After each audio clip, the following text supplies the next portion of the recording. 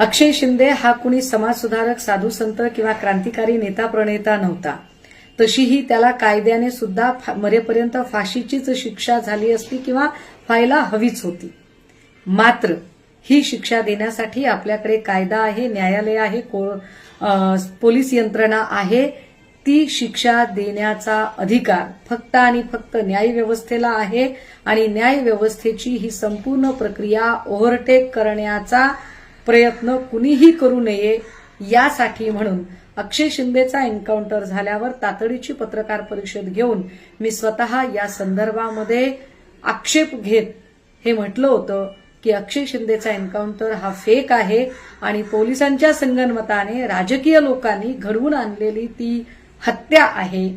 आत्ता ऑनरेबल कोर्टच्या समोर न्यायालयीन चौकशी समितीने सादर केलेल्या अहवालानुसार अक्षय शिंदेला ज्या बंदुकीतून गोळी झाडली त्या बंदुकीवर अक्षय शिंदेच्या हाताचे बोटाचे ठसेच आढळून आले नाहीत असं फॉरेन्सिक अहवाल सांगतो.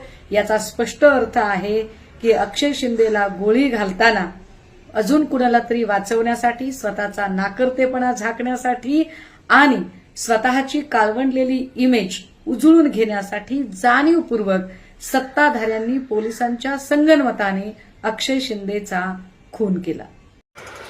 नवीन घडामोडी पाहण्यासाठी आजच आम्ही मुंबईकर 24 तासला लाईक करा, सबस्क्राईब करा आणि अपडेट रहा.